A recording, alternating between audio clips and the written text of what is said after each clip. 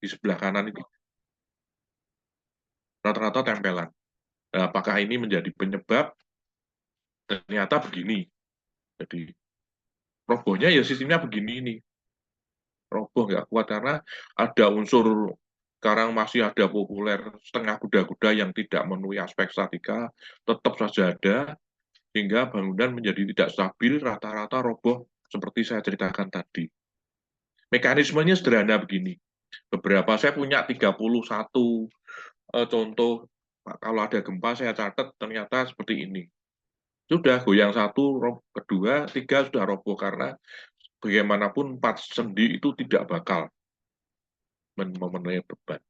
Dengan kasus-kasus gempa bumi yang saya ceritakan sebagian dari 30, sekitar 30, di angka-angka satu itu grafiknya yang merah dan hijau itu terdiri dari titik sendi. Gambar yang yang ini yang kiri nomor satu itu titik sendi sehingga tetap menggunakan 4 sendi tadi dipakai. Mompen yang ada yang beban itu ada di tengah sehingga pendulumnya tinggi sekali. Kita bandingkan yang kanan. Ini kanan nanti setelah lihat gambar-gambar di berikutnya, Bapak Ibu bisa membandingkan keduanya. Kalau model yang begini bagaimana, nomor satu bagaimana, nomor dua bagaimana. Kita skip dulu, kita pindah berikutnya. Jadi saya masih mengutip Pak Hendrik, penting ini Bapak Ibu. Para insinyur zaman sekarang semakin teratur dan lebih menyederhanakan memanfaatkan ilmu statika yang memecahkan pengetahuan tersebut dari pengetahuan intuitif yang dilakukan oleh para bangunan masa lalu. Kita pindah ke bawahnya. Pendidikan sektor sekarang ini pengetahuan di pengetahuan perancangan sektor dan statika di mana kedua bidang itu tidak berhubungan.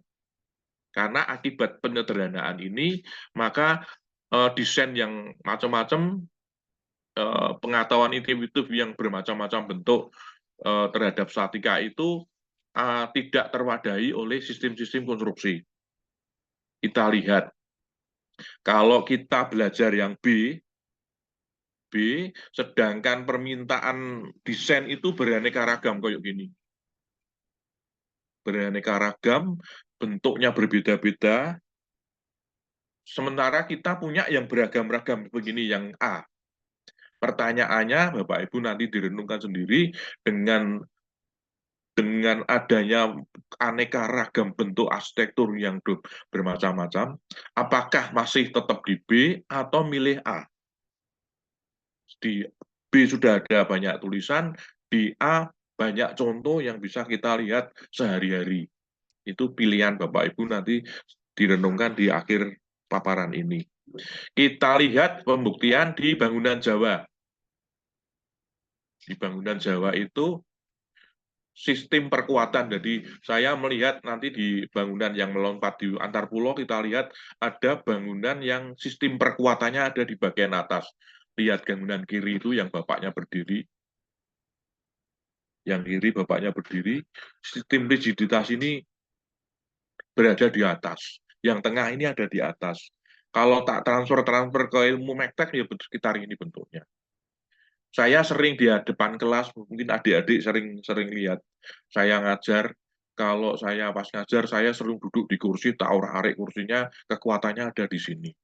Itu yang mahasiswa sudah sering saya beri cerita itu. Masih di Jawa, kita lihat beberapa sistem perkuatan.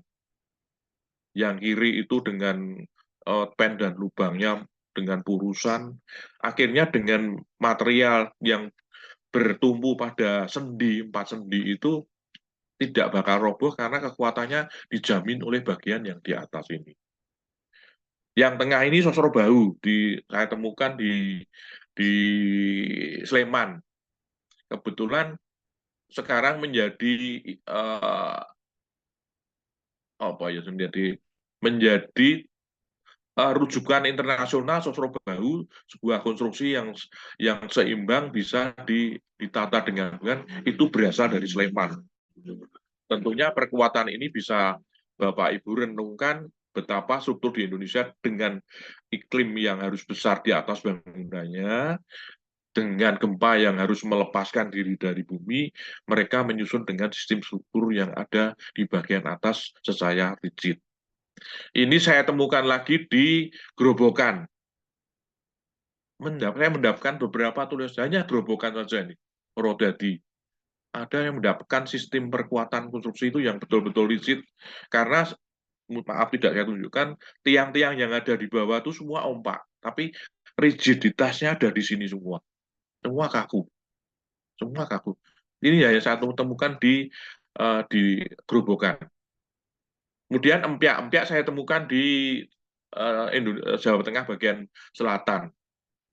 Itu dibuat dengan cara meragum.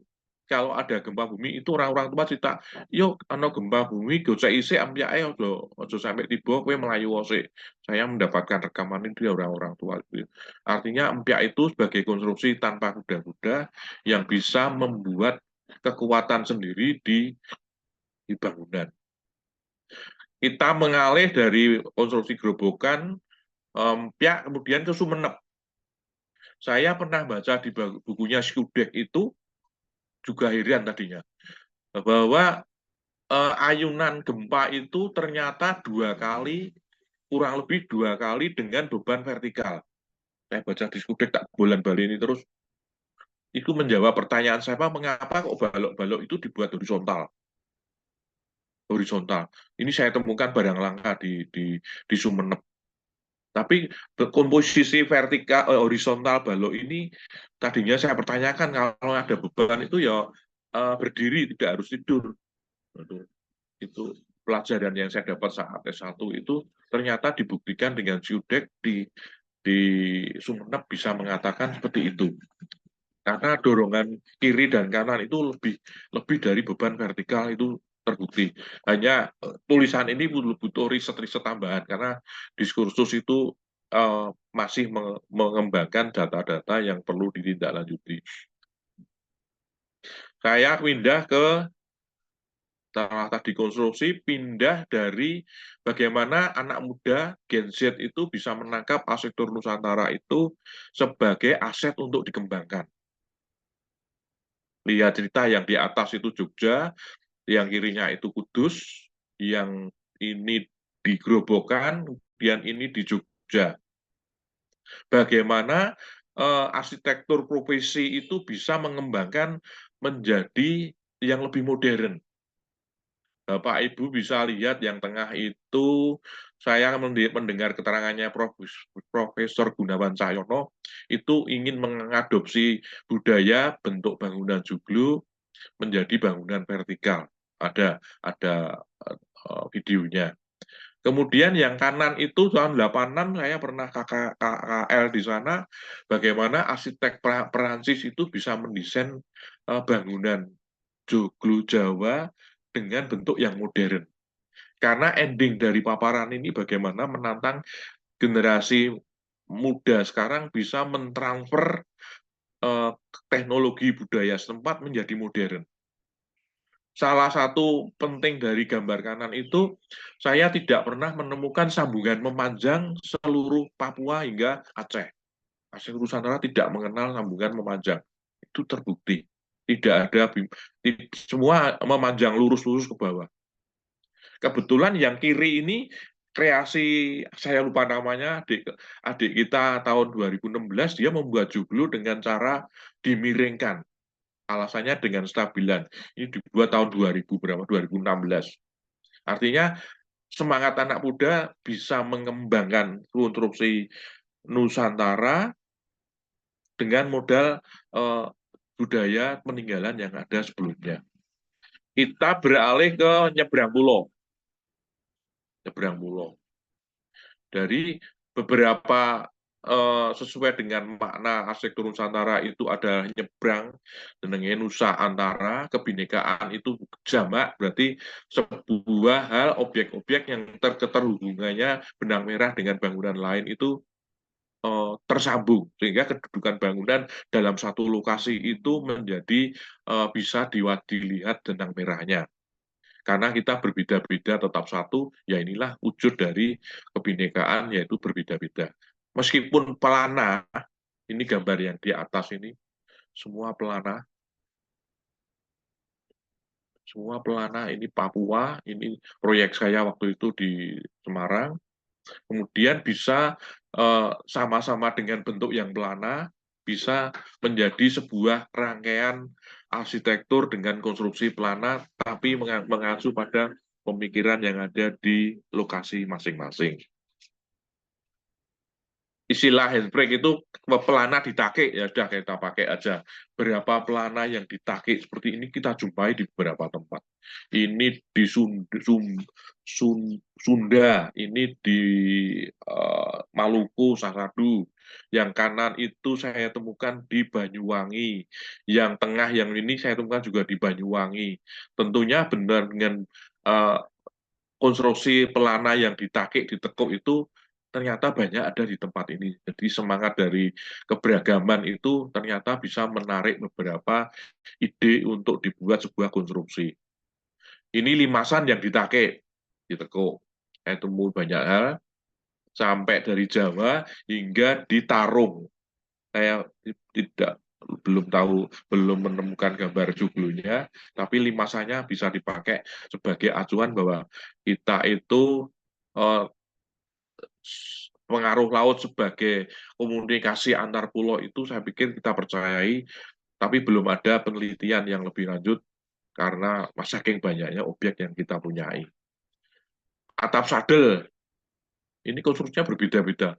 Atap sadel kita temui di Tongkonan, di Gadang, ini di Toba, ini saya lupa, ini di Sunda, ini di Toraja, ini di Toba juga. Tapi semangat lengkung itu saya baru membaca makna yang ada ini ada di Toba. Jadi arah orientasi ini di sanalah lumbung makan kita punyai. Itu salah satu ada cerita rakyat begitu. Tapi lepas dari ini konstruksinya nanti akan melahirkan hal yang beda-beda.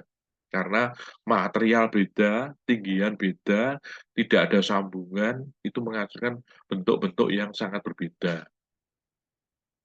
Kemudian kita lihat sambungan eh, supaya adik-adik itu bisa menggambarkan bahwa kondisi Nusantara itu banyak adanya. Ragam konstruksi sambungan dari belahan-belahan. Jadi sistem saya menyandingkan itu akan terus terjadi sampai kapanpun. Ini belum selesai karena saya baru ketemu 1, 2, 3, 4, 5. Nanti akan bertambah terus sistem ragam yang akan kita carikan bentuk-bentuknya seperti ini. Ini masih di gerobokan tadi, gerobokan. Saya temukan di Toba. Di Toba itu kalau Hino Engel pada saat menulis buku itu singgah di Toba, bukunya akan lain. Karena buku usuk itu tidak nempel di murplat di buaton, tapi langsung ke tombonan-tombonan itu adalah pelis plang, ditarik oleh ropu. Ropu itu tali. Klik. Jadi segi teknologi sudut 6 di atas 45 derajat, teori konstruksi manapun tidak bisa ada yang namanya urur atau usuk itu bisa ditempelkan di balok murplat atau yang di buaton itu sebagai tumbuhan. Mesti lari.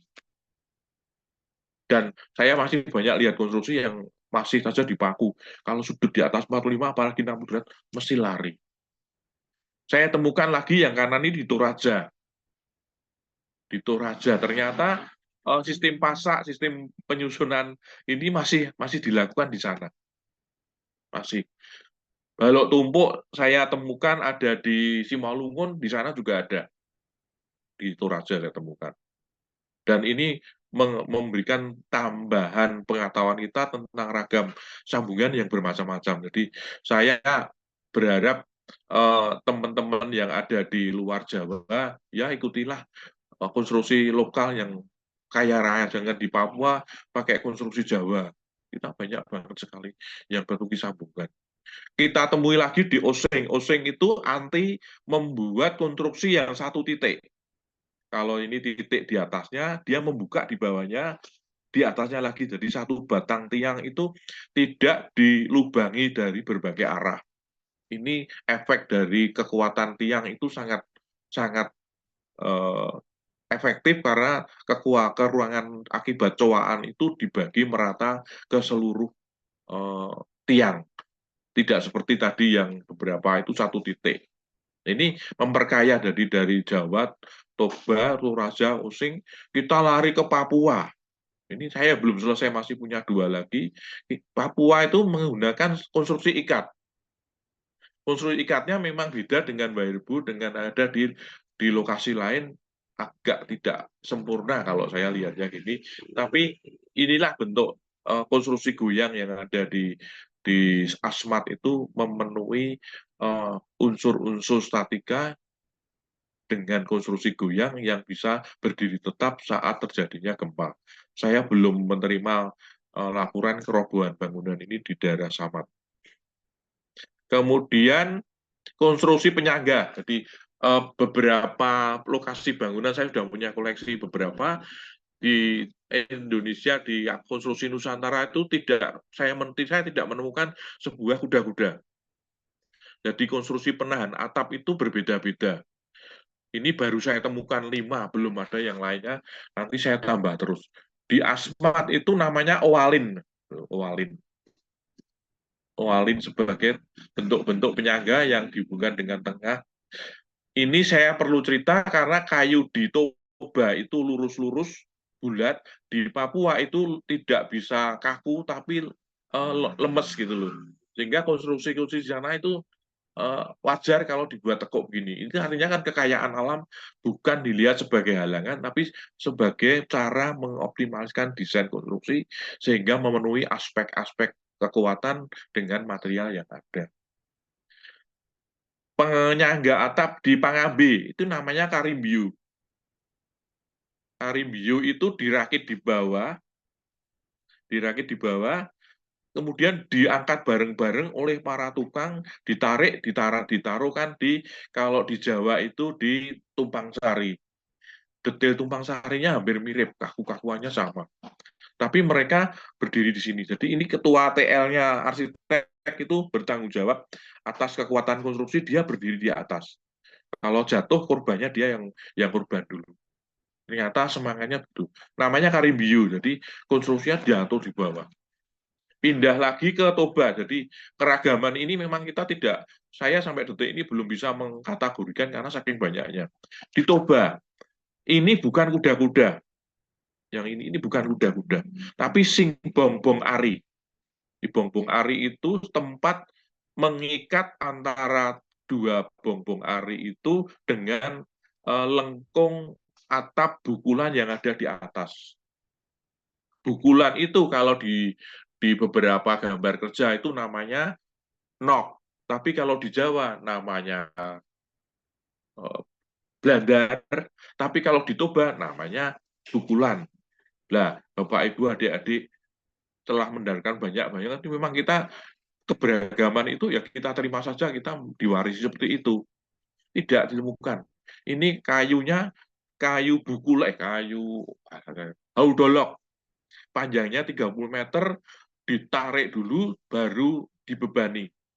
Itu sebuah konstruksi yang menurut saya, karena kalau ini tidak dibebani dulu, tarik tali, diberi bebanan, nanti bebannya maksimal, nanti tutupnya renggang-renggang, jadi bocor. Akhirnya di pre-stress balok tarik itu ditarik dulu ke bawah, lengkungnya menjadi lengkung maksimal, baru diberi atap. Setelah atap terpenuhi penuh, mereka tidak akan turun lagi, jadi sama stabil. Masih beda lagi penyangganya dengan di Wairebo. Di Wairebo itu. Wairebo beda lagi karena eh, ini mengikuti kerucut yang memang sumbu asnya itu sebagai tengah konstruksi dibuat seperti payung. Kalau saya melihatnya seperti payung. Akan beda dengan yang lainnya dulu. Dan ini kekakuannya dipukul, ditumpuk di atap. Di sini tidak mengenal kepala badan kaki, tapi kepala langsung kaki. Rambutnya gondrong. Kita pindah ke Toraja. Kalau di Toba itu sebagai penopang bukulan, kalau di Toraja itu yang belum saya detail lagi, bahwa kepak yang ada di dua yang miring samping ini ditarik oleh, saya tidak tahu namanya, belum ketemu, tarik oleh dua balok sehingga kemiringan itu tetap stabil dengan bentuk-bentuk balok yang ada.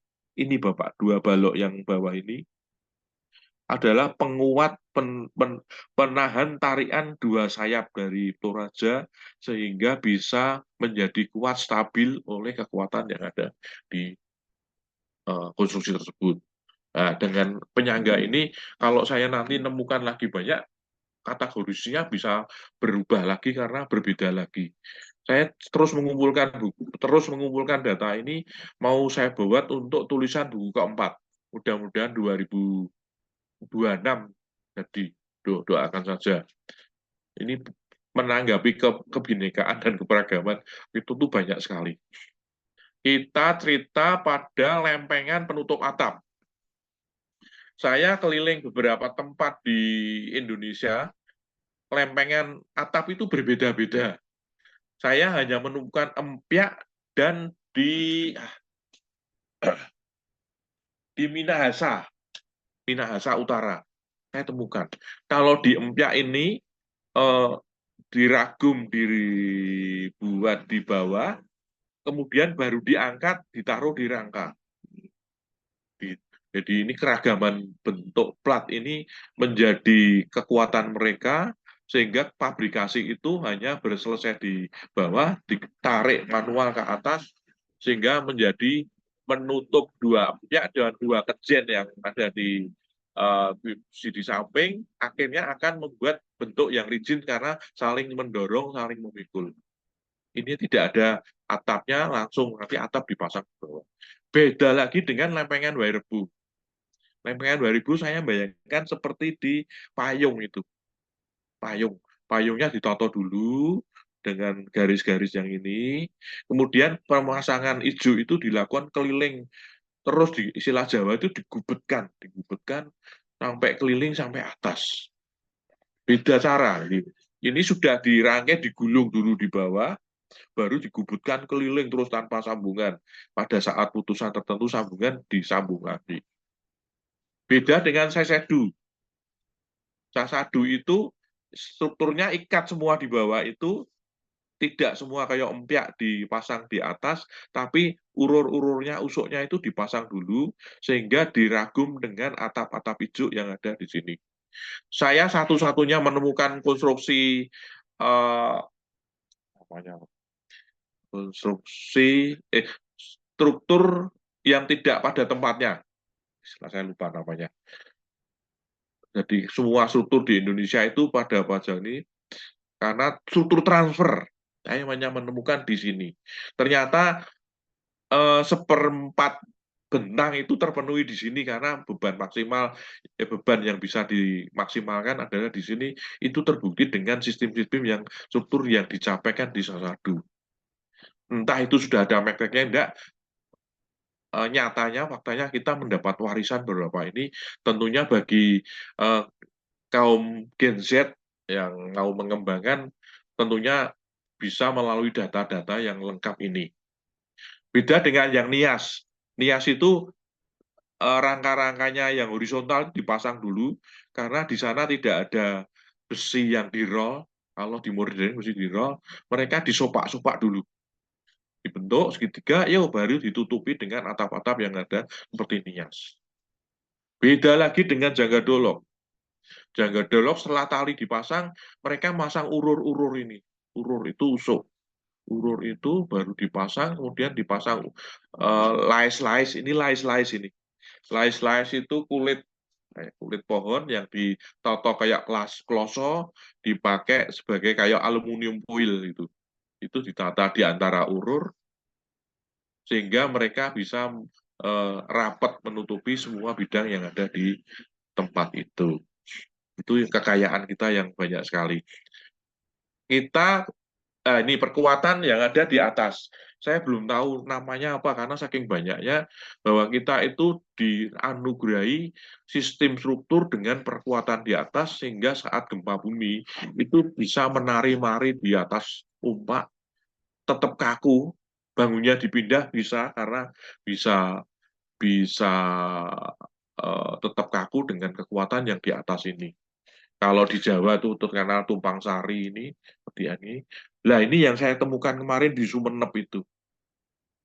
Bagaimana dengan bentuk-bentuk yang lebar-lebar semua itu, sistem perkuatannya lebih optimal karena kekakuan itu dicapai dengan sistem yang horizontal. Beda dengan Jawa, meskipun Sumenep itu su, Madura itu beda dengan ada yang di Jawa. Kita kembali ke Jawa, Banyuwangi. Banyuwangi itu masih Jawa. Saya menemukan kalau di Sumenep itu satu tiang dilubangi segala arah sehingga perlemahan, tapi saya menemukan di Banyuwangi mereka membagi lubang tiang itu menjadi eh, berbeda-beda pel, sehingga kekuatan material tiang itu tetap terjaga karena lubang itu dibagi ke 3 tempat. Balok yang atas itu juga justru tidak di tiang tapi ditransferkan di luar sehingga mengurangi friksi tiang yang ada di sini. Itu kan hal yang perlu kita dalami. Ini khususnya yang adik-adik Gen Z bisa dikembangkan ketika sudah melihat orisinilnya. Karena kita jarang melihat ini perbedaan ini. Semua sama, dianggap semua sama, nggak bisa. Di Pangambi, seperti saya jelaskan tadi, perkuatan bagian atas itu juga dites oleh para tukang-tukang. Di tukang-tukang. Di Pangambi, meskipun sama NTT, kayunya bulat-bulat, tapi di Tarung itu kotak-kotak. Saya nggak tahu jenis kayunya berbeda, tapi ini dengan bentuk, kalau ini digapit, kalau ini dengan cowak. Saat menaikkan karimbium, mereka jaga betul-betul menjaga kekuatan perkuatan yang di bagian atas ini dengan sebaik mungkin. Detailnya kayak gini sebelum dirangkai ulang itu bentuknya gini. Bulat-bulat saling tumpang menumpang gitu. Beda dengan yang tarung, padahal sama-sama NTT-nya. Mereka digapit-gapit sama kotak ini, beda. Nah, ini kan kekayaan sistem penahan bagian atas yang penting karena gempa dan iklim yang kita berurusan dengan matahari itu bagaimana besar di atas itu tetap ditangani dengan sebaik mungkin. Ini dengan kotak-kotak ini. Tentunya masih banyak lagi. Saya belum selesai menyelesaikan, mudah-mudahan tambah lagi. Kok macet ya? Duh,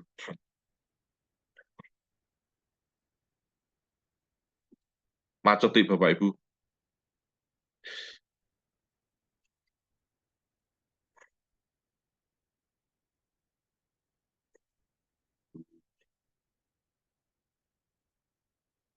Mbak Nata, kok macet ya? Halo, Mungkin stop dulu saja Pak, aku di share lagi. gimana Mas? Di stop lalu share lagi coba. Oh gitu. Ya, ya,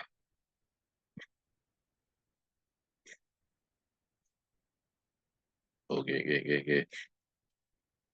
Supaya ini saya ulangi sampai di sini.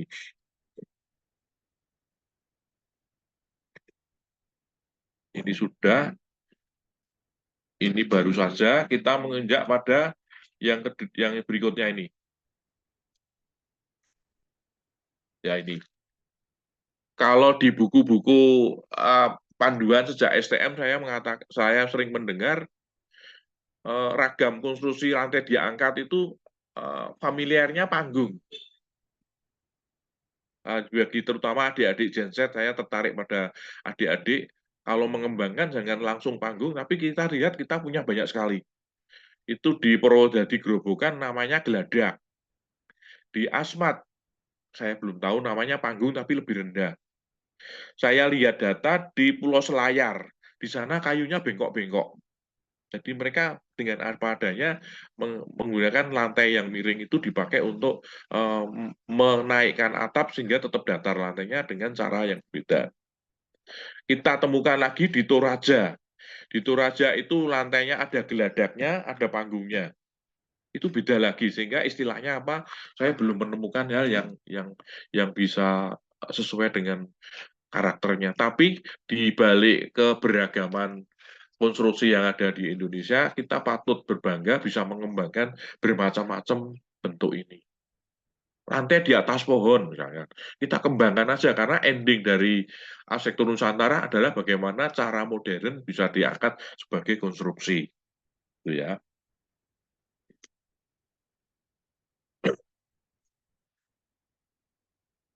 Tadi ketinggiannya. Sekarang lantai diangkat berdasarkan cara mengkonstruksi. Itu di Simalungun. Caranya dengan dibuat dengan balok-balok-balok ditumpuk. Di kaki Seribu Papua dicapai dengan membuat kaki-kaki yang banyak. Kemudian di Nias, karena mungkin konon gempanya yang tinggi, dibuat dengan sistem diagonal yang mampu menjelaskan sistem penyaluran beban sehingga tetap nampak kokoh. Di Toraja saya temukan dengan tumpuk-tumpuk balok-balok kotak tumpuk, saya menggali namanya belum ketemu, tapi ini sebagai cara untuk menumpuk untuk membuat lantai diangkat. Nah ini endingnya adik-adik terutama ya silahkan digali, dimodernkan karena kita lebih banyak. Bentuk tukang, tukang itu ya beda-beda ini loh. Di Papua itu ya dengan cara begitu lantai pancangnya dicapai dengan berdirikan balok-balok papan dengan kekuatan sendiri sehingga nancap ke dalam tanah. Beda ketukangan di sini. Beda ketukangan dengan yang ada di NTT Tarung. Saya belum tahu namanya pohon apa, tapi dia model cepet-cepet yang ini saya pikir sulit diterapkan ketika Bapak Ibu menggunakan sistem Karimbiu yang ada di Panggambi. Karena ini ditancapkan sini saya pikir sulit untuk model yang ini. Tentunya dengan beda lokasi kan berbeda. Dan ketukangan-ketukangan itu memiliki kekuatan yang kuat sehingga bisa membuat spesifik. Ini salah satu yang saya temukan di bahan material di konstruksi Nusantara adalah tidak ditemukan sambungan memanjang di dalam konstruksi. Karena di sana kayu haudolok itu ditemukan panjang-panjang dan mereka wajib melestarikan kayu ini dengan cara tidak memotong. Tidak heran di sana bangunannya tinggi-tinggi karena kayunya utuh semua. Dan tukang-tukang itu akan berbeda. Ini tadi sudah tak jelaskan juga. Rumah kampung Boyolali ini bagaimana bisa membuat sambungan-sambungan yang tentunya ini masih satu titik tertuang permohonan, tapi sudah 16 tahun tidak roboh. Saya syukuri aja tidak apa-apa. Perawatan.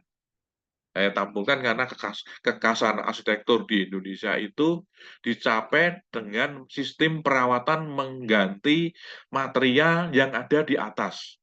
Karena sadar eh, arsitektur kita itu hanya berhadapan dengan panas dan hujan. Tidak ada salju, sehingga istilah Pak Hendrik sebelum meninggal itu cerita arsitektur minimalis Indonesia itu hanya bermodal atap. Ternyata betul juga. Jadi dengan cara penggantian ini saya foto sendiri dari lokasi ini mahasiswa Unika juga Pranoto, dengan cara penggantian. Diprotoli dulu, sebelum parah, diganti dulu. Di Empyak pun ada budaya sebelum sebelum bocor, mereka membuat sendiri, dibongkar, dipasang lagi. Demikian juga dengan hubungan tinggi. Ini saya miskin di Kalimantan, satu-satunya di Kalimantan. Mereka juga mengadakan perawatan bangunan dengan pergantian atap. Ini memang ciri khas perawatan bangunan di Indonesia. Hanya bermodalkan panas dan hujan. Kemudian ragam sistem struktur Nusantara. Saya ambil yang lengkung-lengkung tadi. Saya lengkung tadi arsitekturnya, sekarang kita masuk pada sistem struktur lengkung sadel yang saya temukan hampir mirip ada di Janggadolok, Minangkabau, dan Toraja. Ini yang saya sebut Bapak Ibu tadi, si Bongbong Ari ini. Strukturnya itu, bukulannya ini ditarik sampai maksimal dulu, dianalogikan, diasumsikan sudah terbebani secara penuh oleh atap, baru setelah ditarik ini dengan ditarik lebih awal, baru ditutup oleh atap. Sehingga pada saat atap tertutup, tali ini saya pegang kendor, Pak. Tidak mateng lagi kendor. Artinya kalau tidak ditarik lagi nanti kayu-kayunya tertarik akhirnya bocor. Itu hal yang saya temukan sehingga bisa menjadi sebuah sebuah inspirasi bagi adik-adik betapa kekayaan kita sistem strukturnya seperti ini. Ini hanya sadel. Saya belum menemukan yang lubang, yang panjang, yang ini belum menemukan karena uh, bentuk keragaman itu butuh penyandingan-penyandingan yang tentunya menanggah keragaman dan inspirasi kita untuk membuat arsitektur itu lebih beragam. Toraja kita lihat Bapak Ibu ini berwujud dari kayu yang horizontal itu sebagai penahan bidang-bidang miring ini. Bidang-bidang miring ini. Saya lihat, saya yang motor saya sendiri, saya lihat sendiri bidang-bidang miringnya itu seperti ini. Saya belum selesai menentukan, belum detail namanya, tapi intinya dengan sadel yang berbeda, itu mereka bisa membuat konstruksi, contohnya minimal tiga, kita sandingkan, itu berbeda-beda.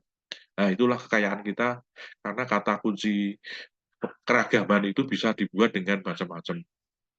Tidak berhenti sampai di sini, atap sadel itu secara modern sudah dieksekusi oleh para arsitek. Di Pasar Baligi, Bapak Ibu yang mampir, sudah dibuat dengan konstruksi yang lebih modern, tanpa konstruksi yang lama mereka adopsi dengan yang baru. Yang tengah ini Sumbar Masjid. Ternyata sistem tali di Sumatera Barat dikombinasi dengan konstruksi lengkung, sehingga konstruksi ini bisa berdiri. Tapi siapa yang mengatakan ini bukan Sumatera Barat? Ini kebetulan Pak Ridwan Kamil bisa mengeksekusi seperti itu. Kemudian sadel. Ini karya bimbingannya Mas Christian, saya masih ingat. Mereka membuat sadel, studio perancangan 4, dengan struktur yang mangklung-mangklung ini, lancip di depan dengan perkuatan-perkuatan di badan bangunan. Ternyata sudah dieksekusi oleh Pak Raul Renanda. Tapi siapa bilang yang ini bukan Toraja? Jadi buat adik-adik terutama yang masa depannya masih panjang, banyak ide-ide ini bisa membuat inspirasi kita lebih banyak. Ini sistem-sistem yang ada di tempat kita, jadi bentuk arsitekturnya seimbang itu sangat mendukung eh, ciri khas struktur itu sebaiknya seimbang, kayak gini seimbang. Kalau masih 10 menit saya diberitahu Mas moderator. Kebetulan saya masih waktu itu 2016 membuat struktur Palma ini menjadi primadona kalau saya bicara di atas, karena bentuk-bentuk seperti ini stabil, tiga dimensi, kuat, struktur atapnya terpenuhi. Ini bimbingannya Mas Christian lagi. Saya kebetulan punya banyak di sini. Bisa kembangkan di sini lagi. Nah, ini saya kembangkan dari Skyudek. Sorry. Hino Engel. Ano Hino Engel dengan modal pengembangan struktur ini, karena dari struktur yang momennya besar di tengah itu tampaknya lebih lebih tidak kurang stabil terhadap gempa. Ini saya ambil dari Hino Engel. Bagaimana bentuk segitiga ini dengan kakuan ini, tadi yang gempa itu robohnya ada di tumbuhan, di balok yang pertemuan ini kita kuati dari Endo Engel. Kita kembangkan, kalau dimiringkan ya tetap segitiga ini. Mau dibuat lebih atas, asal kita masih memenuhi unsur segitiga, saya pikir bisa. Karena robohnya bangunan rata-rata dipengaruhi oleh momen goyang horizontal yang gede di sini. Kalau saya lihat di kasus-kasus 31 material yang roboh, ininya ayunannya gede, tumpuannya lemah. Saya balik aja sekarang, kekuatan saya pindah ke dua lokasi, ayunannya kita kurangi sampai mendekati nol. Saya pikir baca-baca buku Indo ya penting juga itu. Saya kembangkan di ini masih Indo, kita kembangkan aja begini bisa dengan struktur-struktur yang ini. Kekuatannya ada di sini di samping, tapi unsur segitiga masih bisa dipenuhi. Hanya saya kurang lazim melihat bangunan ini, sebenarnya penentuan sistem struktur itu bukan diserahkan sipil, tapi kita yang tahu logika, yang mendesain, hitungnya yang sipil. Kalau semua bentuk diserahkan pada sipil, bentuknya ya semua sama, kakuannya semua sama. Atau bisa dikembangkan dengan cara begini. Kebetulan iklim tropis itu butuh atap sengkuap, atap tritisan yang melindungi dinding dari panas, dari hujan. Tidak ada salahnya kita cari dengan keseimbangan, kita tarik ke depan, keluar sehingga ayunan yang ke bawah ini bisa diimbangi. Ini saya ambil, saya penggemar Edo Engel, jadi saya kembangkan dari sini tentang sistem keseimbangan itu syarat utama supaya struktur bisa berdiri secara stabil. Ini tiangnya ini menerima beban seimbang kiri dan kanan, tiang ini menerima kiri dan kanan, akhirnya bangunan bisa berdiri secara stabil karena rumus keseimbangan itu menjadi prasyarat utama. Ini saya kembangkan dari Wairebo. Kita bisa dengan sistem keseimbangan, kita dengan rangka-rangka yang modern. Sebagai laporan, jadi saya juga pertanggungjawabkan di dalam tulisan ini, saya pernah mendapat penghargaan karya terbaik di Medan, ini kalau tidak salah, sorry, ini di ITS saya mendapatkan mempertanyakan sistem statika yang tadi saya jelaskan bahwa kita tuh banyak ragam kita buat dengan sebenarnya yang baik ini. 2019 gempa itu saya pertanggungjawab di IPLI, saya presentasikan bahwa kategori kerusakan itu bermacam-macam, sumbernya satu yaitu 4 sendi. Saya juga mendapat penghargaan di sini, makanya sebagai penulis saya berhak melaporkan di sini. Terakhir ini saya di Makassar. Makassar yang saya menggugat lantai loteng itu masih dipakai dulu. Padahal generasi muda saya pertanyakan di kuliah, kamu mau enggak tak buatan lantai loteng di atas? Tidak ada yang mau. Tapi mereka masih saja dibuat.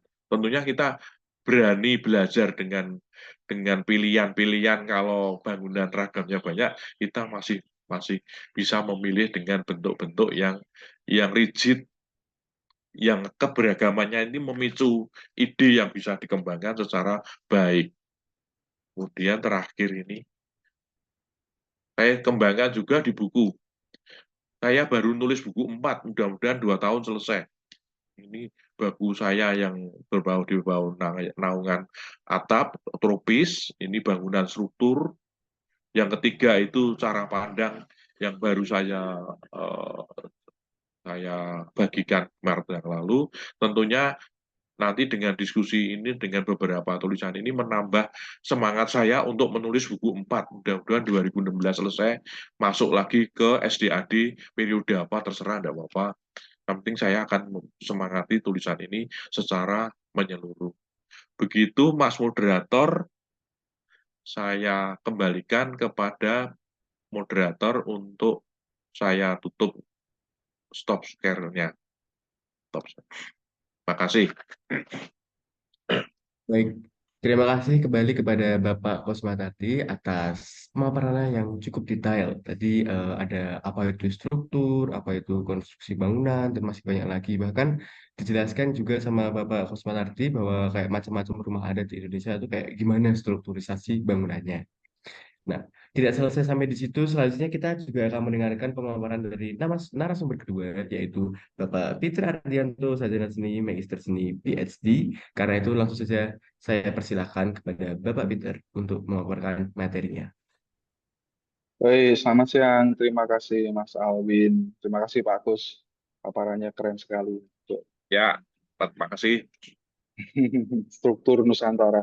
Baik, izinkan saya untuk share screen, Bapak Ibu Bapak semuanya.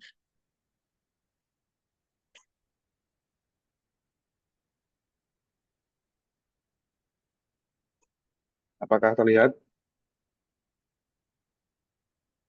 Terlihat. Terlihat, Baik, Bapak. baik.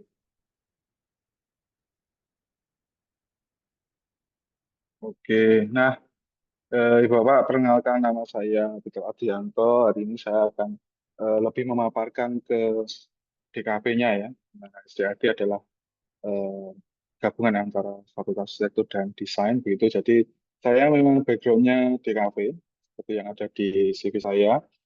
Saya S1 basic saya memang desain komunikasi visual, S1 DKV UNS, S2-nya di ISI, lalu S3 saya di Digital Media Design di Asia University Taiwan. Itu beberapa pekerjaan saya saat ini saya mengajar di DKV SIU di Unika, juga di S3 Arsitektur Digital, di mata kuliah Arsitektur Digital untuk AI, begitu ya. Lalu asesor untuk ahli jurnal, tapi beberapa jurnal yang terkini saya tangani adalah di computer science, justru bukan di desain ya. Lalu saya juga bergabung di IDEA, ini seperti IAI tapi untuk desain komunikasi visual ya, gitu. Dan beberapa tahun belakang ini saya memang berkecimpung di semuanya di kecerdasan buatan, baik kompetisi maupun penelitian gitu ya. Mayoritas penelitian 3 tahun ke belakang adalah di biodesign gitu. Jadi penggunaan AI untuk menolong pasien-pasien dengan gangguan kesehatan untuk terapi, mayoritasnya untuk terapi ya. Lalu beberapa lomba juga di kesehatan semuanya mengukur kulit, elastisitas kulit, lalu untuk membuat Google Translate tapi untuk bahasa isyarat dan beberapa penelitian lain.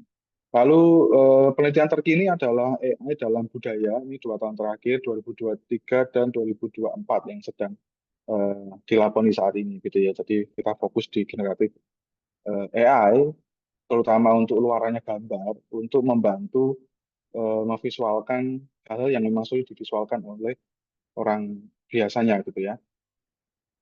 Baik, selain kesibukan tadi, saya juga membantu Pak Besar ya di AI Nusantara. AI Nusantara Bapak bisa melihat beberapa karya kami di sana gitu. Lalu langsung saja masuk ke pemaparannya. Bagaimana AI generative image itu bekerja. AI tadi banyak banget ya, bisa dipakai kesehatan, bisa object detection, bisa classification, bisa apa lagi ya, explainable AI, banyak macam-macam AI-nya gitu ya. Bisa ChatGPT itu kalau apa ya, NLP ya namanya. Jadi banyak sekali macam AI, ragam AI, tapi yang biasa kita gunakan di desain itu sebenarnya AI generative images gitu ya. Ini paling banyak. Nah, cara bekerja keduanya itu cara bekerja AI Gen Image itu punya 2 prinsip sebenarnya. Yang pertama namanya GAN, Generative Adversarial Network. Yang satunya adalah CLIP. Jadi apapun modelnya, apapun namanya, Midjourney, DALL-E, Stable Diffusion, lalu misalnya keluar lagi nanti platform apapun, itu intinya hanya ada 2, GAN dan CLIP. Gitu ya. GAN-nya ini untuk menggenerate gambar dari data yang pernah dia pelajari, CLIP-nya ini untuk mendiskriminasi ini sudah belum toh cocok dengan teks prompt-nya. Jadi berbasis dengan teks prompt gitu ya, atau perintah teks gitu. Lalu intinya dari AI generative image itu adalah teksnya yang diinput. Nah, seringkali desainer itu bingung bagaimana saya menginput teks ya, supaya hasil AI itu eh, cocok dengan yang saya imajinasikan atau bahkan beyond imagination gitu ya, dari imajinasi kita sendiri. Nah, ada 5 prinsip untuk membuat teks prompt sebenarnya. Yang pertama adalah subject keywordnya. Keywordnya apa kita tulis dulu. Jadi nggak langsung storytelling ya. Ada 2, AI Gen Image itu punya 2 tipe. Satunya adalah anime text. Anime text itu cuman keywordnya aja. King Kong di hutan, hanya gitu aja. Tapi ada yang dia storytelling. Misalnya ceritanya kayak lagunya Shin Gokong ya. Seekor kera terpenjara dalam gua. Lah itu storytelling. Ada 2 tipe itu dalam AI Generative Images. Nah, kita bahas 5 intinya ini untuk mendapatkan hasil yang maksimal. Yang pertama, subjek keywordnya kita paparkan dulu, lalu yang kedua, aktivitasnya, dia berlari, berjalan, melompat, dan sebagainya, lalu environment-nya, surrounding-nya, dan baru storytelling. Kalau diperlukan storytelling, baru input style-nya. Style-nya apa? Gitu ya. Style-nya siapa? Nah, kalau masih bingung, nggak bisa nyusun teks prompt, bisa dilihat di Promhan ataupun Leonardo AI. Dia punya yang namanya prompt enhancer. Kalau Promhan ini dia punya contoh-contoh gambar beserta prompt-nya. Jadi mudah sekali digunakan. Lalu impact-nya atau eh, apa ya, dampaknya AI dalam digital design application. Dia bisa jumping dari ide ke final artwork secara cepat ya tanpa melalui sketsa, mood board, ataupun coloring. Contohnya seperti ini. Dia juga bisa melompat dari sketch ke final artwork. Kita tinggal masukin saja. Kita type saja karakternya apa, pakai platform apa, dia langsung keluar seperti ini gitu ya, tanpa melalui mood board, coloring atau final artwork. Kalau di arsitektur mungkin ada schematic design ya, hampir mirip gitu. Nah, ini adalah kontrol color-nya. Kita sudah punya palet warna seperti ini nih. Kita mau bikin infografis atau bikin illustration. Tapi kita kunci color-nya. Bisa nggak? Bisa. Gitu ya. Dengan AI itu sangat membantu di proses desainnya. Di coloring juga. Kita punya 3D model, misalnya di SketchUp atau di Blender, lalu kita tinggal perintahkan AI untuk membuat visualnya, ragam visualnya. Nah, ini kita skip dari coloring ke langsung ke final artwork. Nah, sekarang di digital design workflow ya. Jadi semua desainer itu hampir memiliki workflow yang sama dengan ini. Ada klien request ke kita gitu ya, lalu bener nggak sih cocok nggak waktunya? Kalau dia misalnya nggak deadline-nya nggak memenuhi, maka kita reject di sini. Tapi kalau deadline-nya memenuhi, maka kita akan mendiskusikan request kliennya. Nah, kadangkala AI generative image itu ada di sini. Si klien itu bisa request dengan AI juga. Saya maunya bangun rumah yang seperti ini loh. Tapi itu dari AI. Saya mau bikin karakter 3D animasi yang seperti ini loh. Kalau itu untuk DKV ya. Gitu. Nah, ini sudah ranahnya sudah ada di sini saat ini. Dan ini banyak sekali yang menggunakan ya. Nanti ini pergeseran fenomena ya. Lalu setelah itu kita diskusikan harganya baru masuk ke client brief-nya. Gitu ya. Kalau nggak cocok harganya kita selesai di sini. Kalau dia masuk ke client brief, maka kita akan menjabarkan, mendefinkan apa yang klien itu mau. Nah, di sini juga pakai ya. Biasanya kalian teman-teman semua yang di agency atau yang di desainer itu menggunakan ChatGPT, Copilot, tipe-tipe NLP ya untuk mendeskripsikan atau mendefine masalah klien itu lebih terstruktur. Jadi AI juga ada di sini. Setelahnya itu masuk ke tahapan research. Nah, research ini dulu kita biasanya desain itu pakai yang namanya Pinterest untuk kita cari temanya seperti ini atau gaya desain seperti ini gitu. Nah, sekarang AI itu digunakan untuk lebih spesifik dan lebih tajam dalam menggali atau melihat referensi-referensi visual gitu di sini. Akhirnya keluar briefnya, keluar research information, ini juga bisa pakai Skype, bisa pakai tipe NLP gitu ya, generatif pokoknya, ya, generatif text untuk melihat state of the art-nya. Kira-kira keinginan klien itu sekarang sampai di mana sih, bisa berinovasi apa. Nah, itu AI bisa ada di sini gitu ya. Lanjut lagi ke idea generation. Nah, disinilah AI generative image itu jalan gitu ya. Dia berperan penting di sini. Itu. Kadang kita nggak memikirkan itu, tapi AI menyajikan hal yang tidak terduga yang kita nggak berpikir sebelumnya. Karena dia belajar dengan big data tadi ya. Jadi perspektif kita mungkin satu, dia melihat dari perspektif yang lain, dari data yang dia pelajari.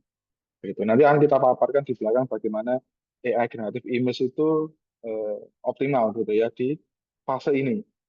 Gitu. Lalu setelahnya ada research keluar exploring idea dan stretching.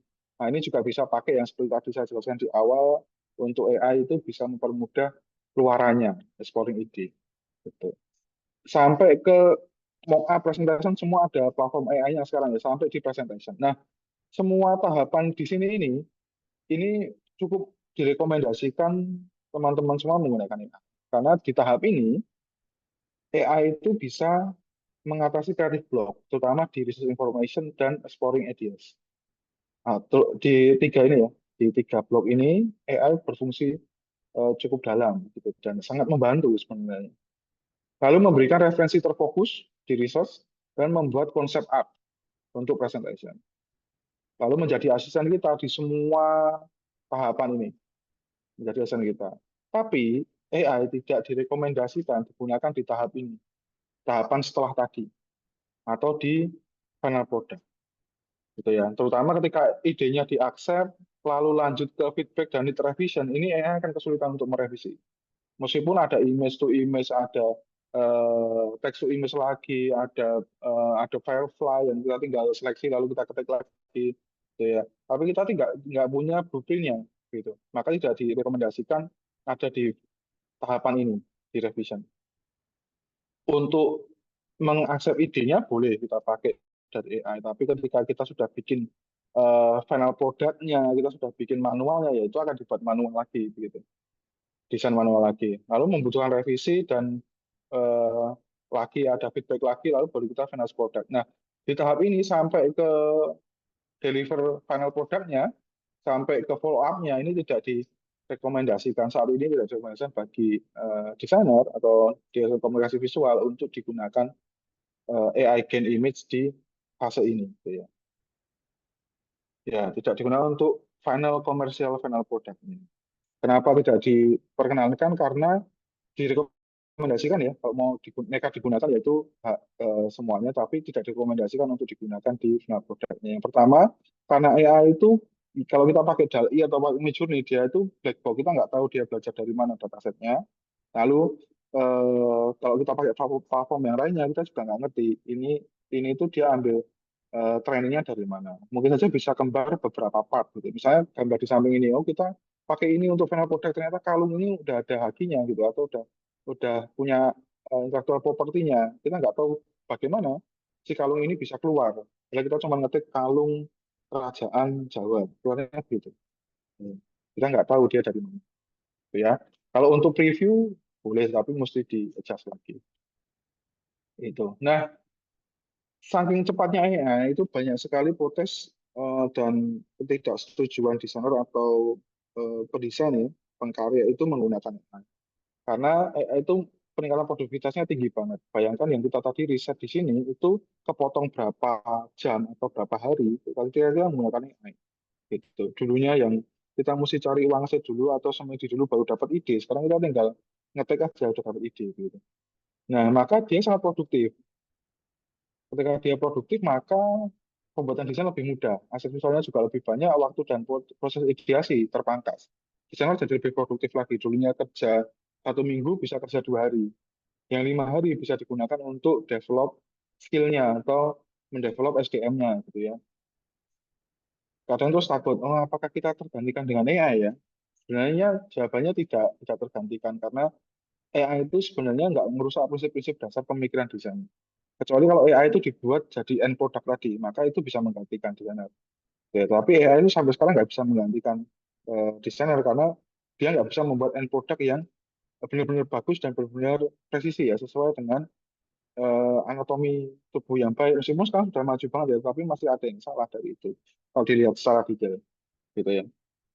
Nah, sebaliknya AI memungkinkan untuk mengatasi keterbatasan di masa lalu dalam ruang lingkup skala, lalu ruang lingkup pembelajaran, gitu ya, dan waktu proses desain yang melibatkan manusia. Nah, bagaimana AI ini digunakan dan bisa powerful dan tidak menggantikan desainer? Intinya adalah human center, gitu ya. Jadi bukan AI center yang digunakan. Nah, ketika ibu bapak nanti teman-teman semua menggunakan AI, maka cobalah untuk mengisi kanvas ini dulu. Bisa nggak mengisi kanvas ini dulu? Ketika kanvas ini terisi, maka kita bisa melihat perspektif lebih jauh lagi bahwa AI yang kita gunakan itu sebenarnya human center, berbasis dengan kebutuhan manusianya, gitu ya. Apa yang dijanjikan sama AI-nya, lalu benefit for humans-nya, job to be done-nya, aktivitas mesinnya, bagaimana aktivitas manusianya, bagaimana mesin dan manusianya berkolaborasi, lalu dukungan manusianya itu ada di mana, gitu ya, dan sebagainya. Kalau ini sudah ada, maka AI ini nggak serta-merta ya AI tok gitu, tapi AI yang powerful untuk kebutuhan manusia. Gitu. Jadi namanya adalah human centered AI. Gitu ya. Kalau ini terisi dan baik, maka kita bisa mengatakan bahwa AI kita itu bukan sekedar menggenerate gambar cantik, tetapi gambar ini bermanfaat untuk menyelesaikan masalah manusia, gitu ya. Nah, lalu ada pergeseran fungsi desainer ketika komputasional itu berkembang pesat. Kalau dulu itu mouse harus digerakkan baru jadi gambar, sekarang mouse itu nggak perlu digerakkan, keyboard aja yang ditekan, gitu ya. Lalu bagaimana tugas desainer saat ini? Nah, tugas desainer kalau AI itu kan punya 3 fase paling penting. Dia mengumpulkan dataset, memasukkan datasetnya ke mesin, lalu mesin itu belajar, baru mesin itu mengeluarkan hasil.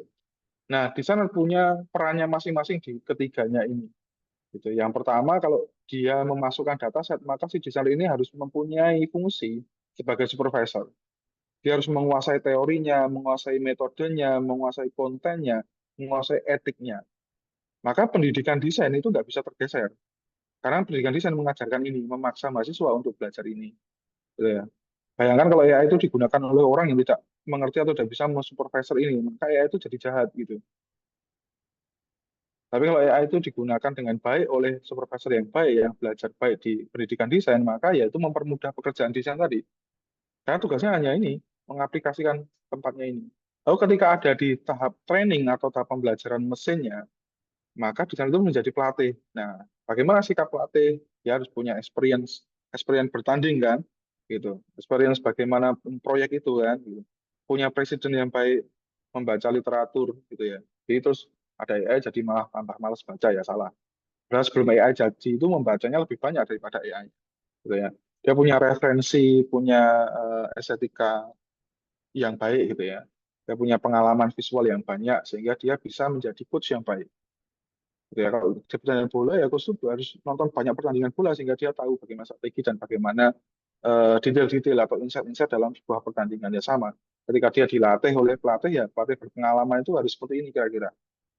Baru AI itu jadi keluar hasilnya. Di hasil desainer itu jadi mempunyai fungsi sebagai validator. Kerjanya cuma judge and modify.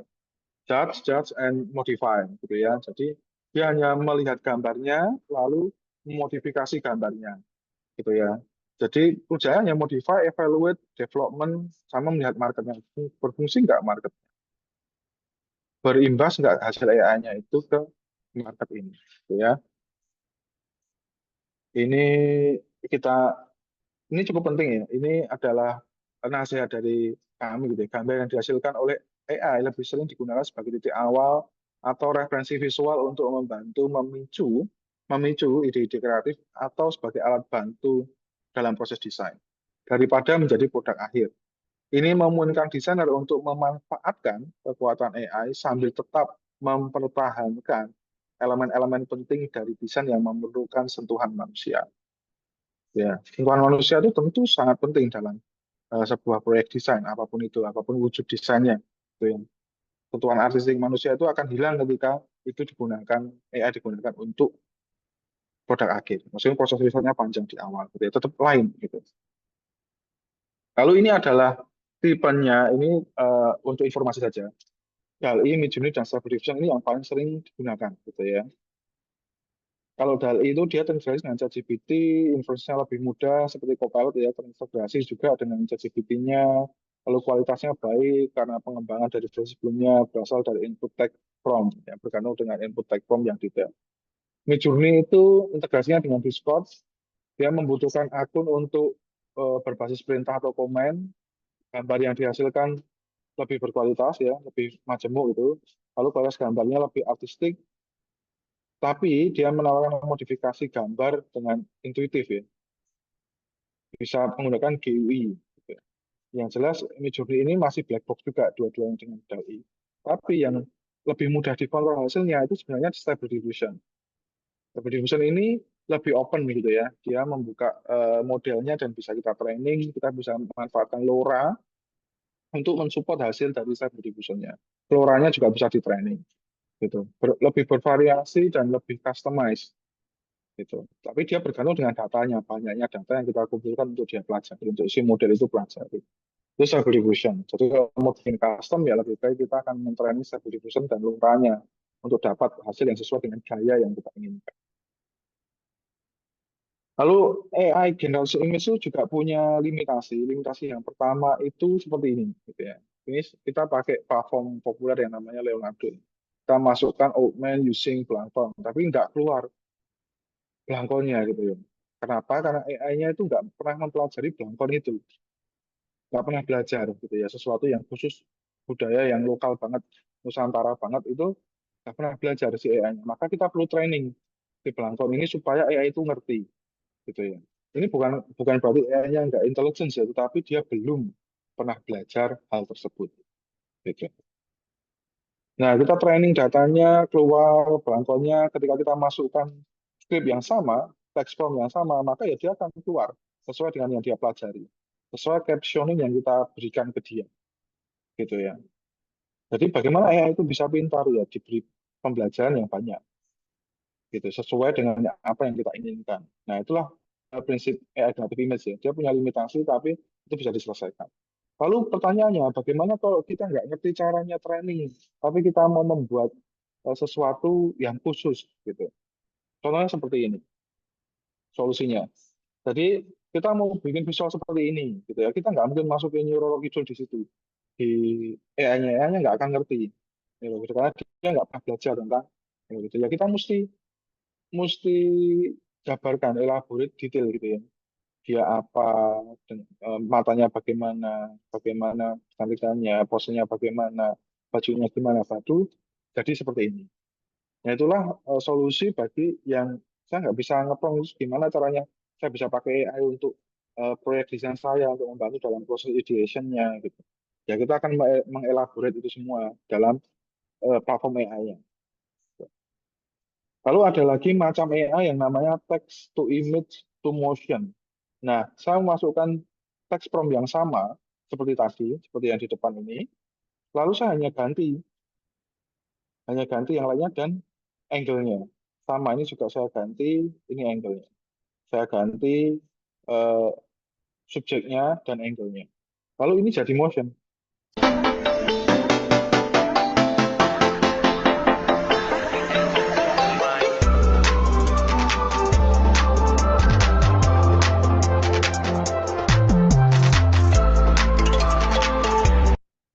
Ya, seperti itu kira-kira. Dia langsung jadi motion dari gambar, gitu ya. Dari gambar jadi motion. Nah, ini juga sama ya.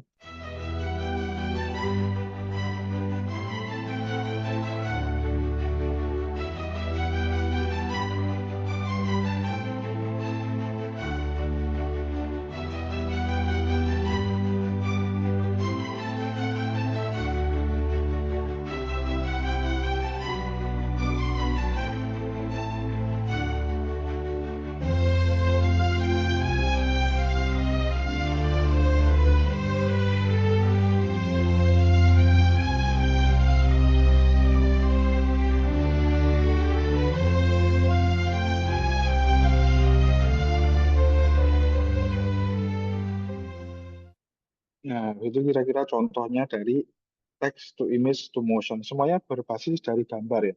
Dari kata-kata, mendeskripsikan kata-kata tadi, digenerate ke gambar, gambar yang digenerate ke video. Lalu ada tipe lain yang namanya image to image, yang ini lebih dekat ke arsitektur ini. Nah, jadi ini proyek penelitiannya Pak Christian, lalu kami coba bantu untuk ideation-nya, untuk tahap awalnya bagaimana mempropos Kali Semarang gitu ya. Nah, jadi fotonya sama, pakai foto ini hanya kita tambahkan saja perintah seperti ini, lalu dia keluar seperti ini, meskipun belum sempurna ya. Inilah kenapa ya nggak bisa jadi end product gitu. Gitu. Ini kalau dijadikan end product pasti debatable. Nah, ini kalau daunnya rontok gimana? Kalau ini menyumbat gimana? Banyak hal ya. Nah, makanya nggak bisa untuk end product tapi bisa untuk ideation awal gitu. Nah, contohnya seperti ini. Gitu ya. Dia tidak bergeser tapi sesuai dengan perintah kita dari gambar ke gambar lain. Maka bisa dikembangkan lagi ke ide-ide yang lebih besar lagi begitu. Karena ada gambar awalnya dibantu oleh AI. Jadi itu mempercepat proses desain tadi. Lalu ada juga tipe control net gitu ya. Control net ini bisa mengkontrol apapun nih. Tadi misalnya mood board tadi dikontrol warnanya, ini bisa dikontrol posenya.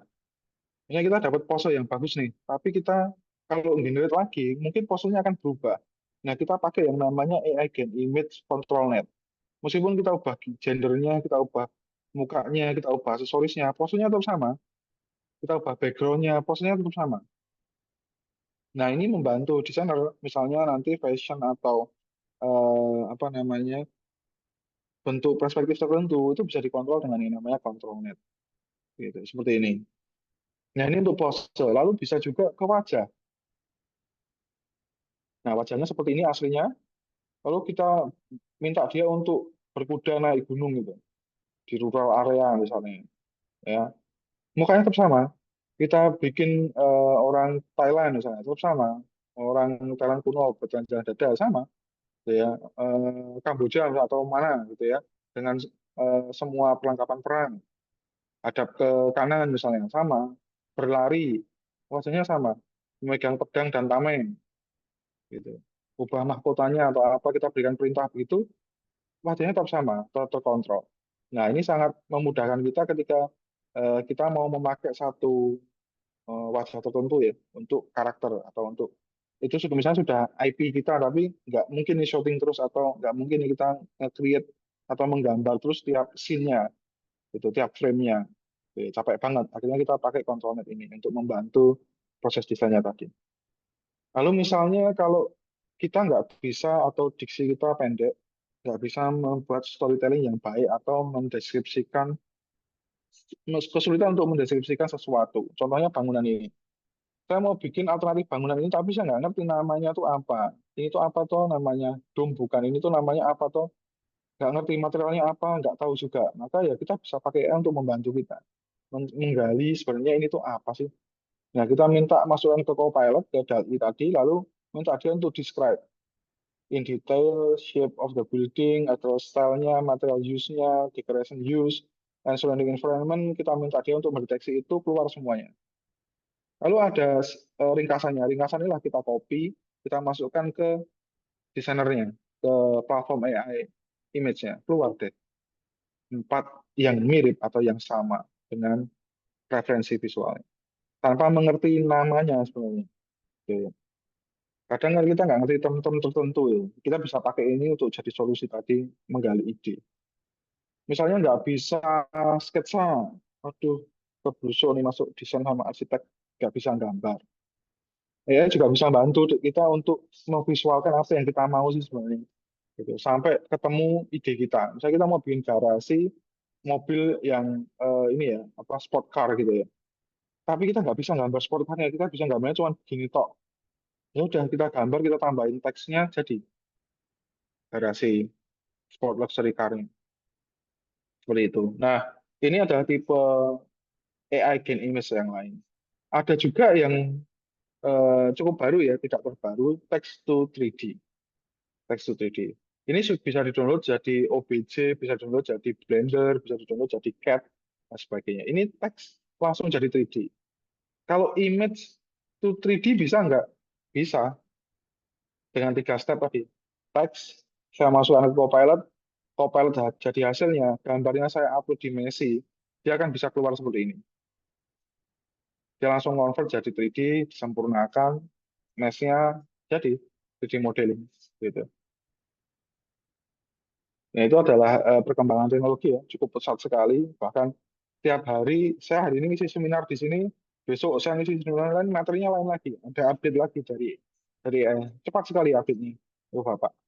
Nah, ini yang lain, untuk mengkontrol kualitas gambarnya, kualitas gambarnya sudah tajam banget.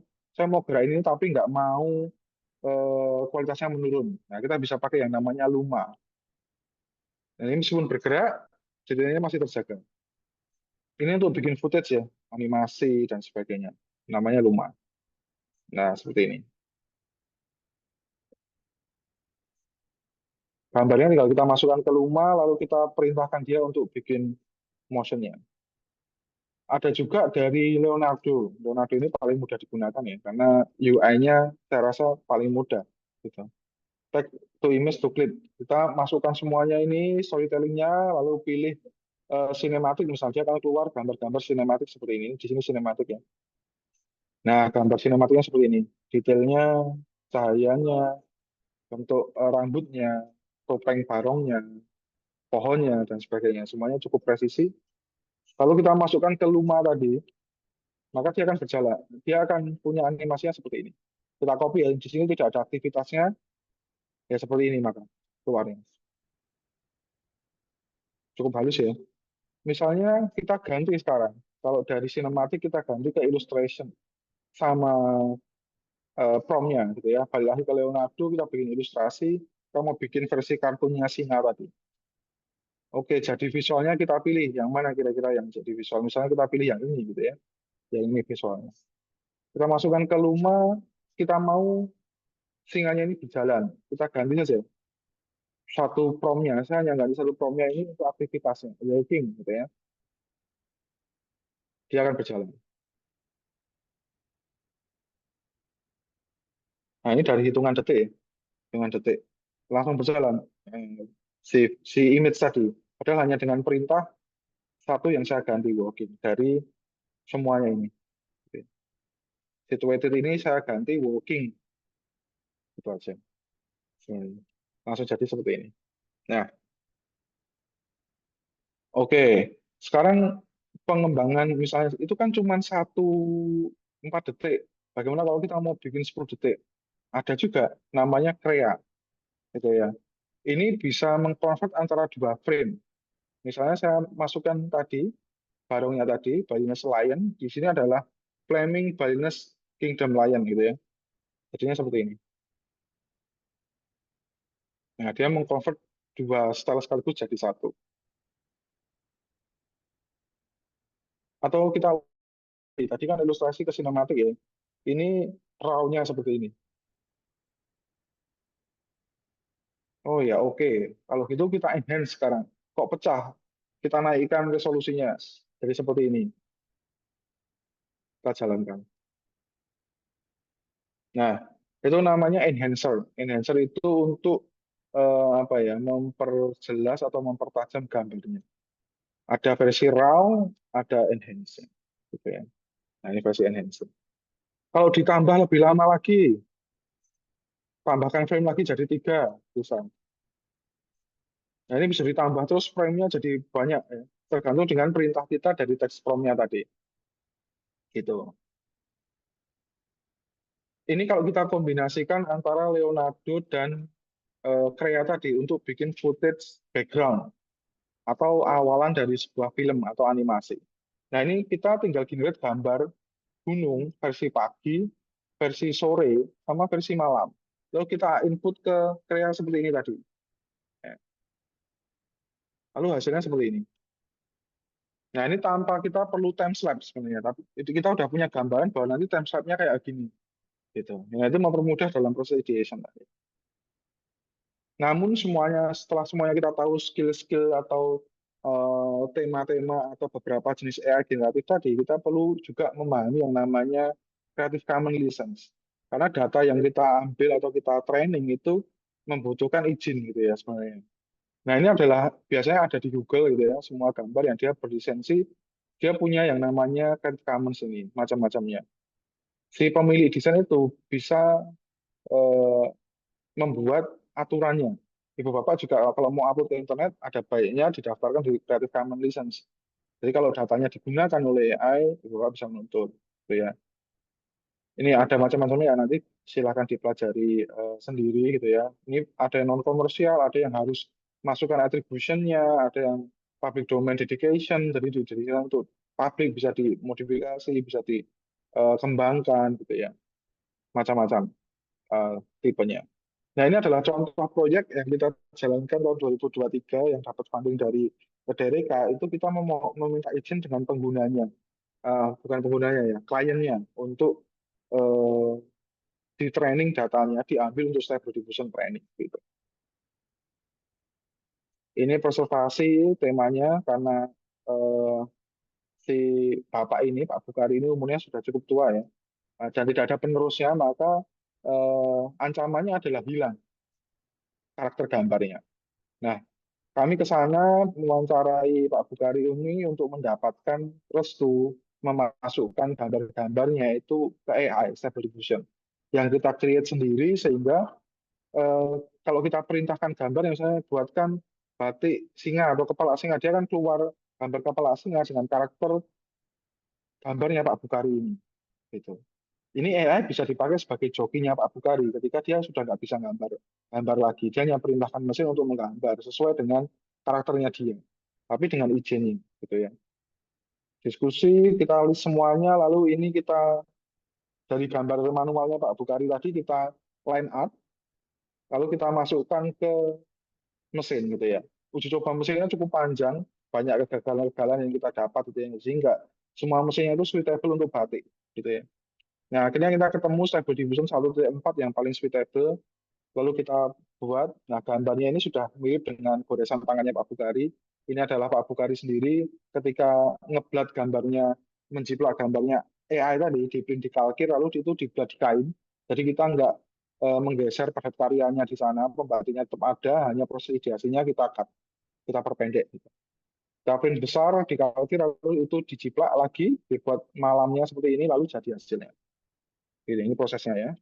Dari print di kalkir besar, dibuat batiknya manual, lalu jadi batiknya bisa digunakan. Ini semua pakai AI, semua motif ini. Nah, lalu proyek yang kedua, ini proyek yang sedang kita jalankan namanya adalah AI untuk visualisasi tokoh-tokoh sejarah Indonesia era Majapahit. Ini PR-nya cukup banyak karena kita nggak bisa merekonstruksi wajah karena sumbernya nggak ada yang tebal-tebal, maka yang aman digunakan adalah mendekati bukti sejarah dan sumber sejarah. Begitu. Prosesnya begini, tetap dari bukti sejarahnya, sumber sejarah lontar-lontar yang ada, babat-babat yang ada, arkeolog, lalu kita outline seperti tadi, Pak Bukhari, dan captioning. Kita akan pakai training LoRa, captioningnya, lalu dimasukkan ke mesin, jadilah nanti gambarnya. Gitu. Kira-kira begitu perkembangan AI saat ini. Terima kasih untuk waktunya, waktu dan tempat saya kembalikan ke moderator.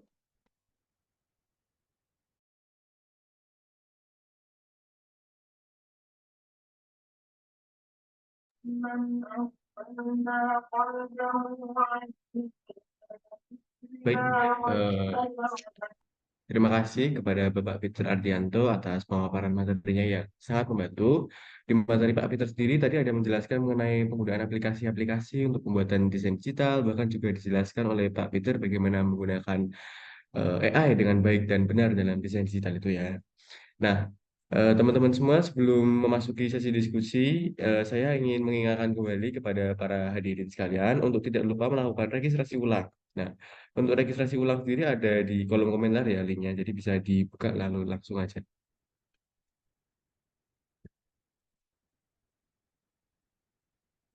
Nah, mungkin eh, di sesi diskusi nanti bakal saya bacakan beberapa pertanyaan-pertanyaan dari para hadirin-hadirin ini.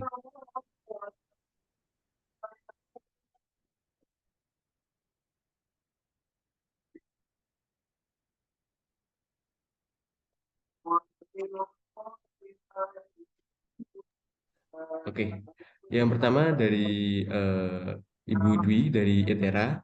Izin bertanya, saya menemukan struktur konstruksi bangunan vernakuler Lamban di Liwa, Lampung Barat berupa struktur yang terpisah antara struktur bawah, tengah, dan atas dalam kurung kolom atau tiang bawah tidak menerus ke atas. Bahkan menyebutkan struktur bawahnya seperti bentuk meja, lalu di atas struktur bentuk meja dan di bawah lantai. Menggunakan bambu yang utuh yang tidak terikat dalam kurung bebas, yang berfungsi sebagai rol ketika terjadi pergerakan. Apakah Bapak menemukan bentuk struktur yang serupa di tempat lain? Nah, mungkin untuk pertanyaan ini bisa dijawab oleh Pak Kusmardi. Makasih. Tadi sudah saya baca Mas yang di line itu, saya sudah mengumpulkan suaranya banter sangat. Saya sudah mengumpulkan berbagai macam struktur, memang saya kaji dari atap hingga fondasi itu semua menyatu, Mas. Semua menyatu, tidak ada yang terpotong. Saya belum membayangkan kalau terpotong berarti kan ada perlemahan. Dari Aceh, Papua, sampai Jawa, itu belum menemukan. Saya malah pengen belajar di situ karena prinsip dari bangunan yang saya temukan itu rata-rata menerus dari atas ke bawah tanpa ada sambungan. Saya belum tahu sistem kerjanya seperti apa. Mungkin nanti di luar forum ini kita bisa tukar-menukar karena saya belum pernah lihat. Mungkin ini temuan baru ya. Yang saya jelaskan tadi memang tidak ada, Pak. Jadi semua penuh atap hingga ini mungkin ya. Mungkin ada yang baru karena model keberagaman ini kan bisa saja menemukan kategori baru karena saya terus saja menambahkan seperti itu supaya mungkin tambah sistem yang baru, Pak. Saya belum pernah dapat. Ya, Berarti Pak Kusmardi sendiri belum ya, pernah bertemu ya sama belum tipe lihat. seperti itu. Oke, baik-baik. Terima kasih atas jawabannya. Mungkin buat Kak Dwi, apakah sudah cukup buat jawaban dari Bapak Kusmardi tadi? Kita sambung di luar aja, saya malah perlu belajar nanti.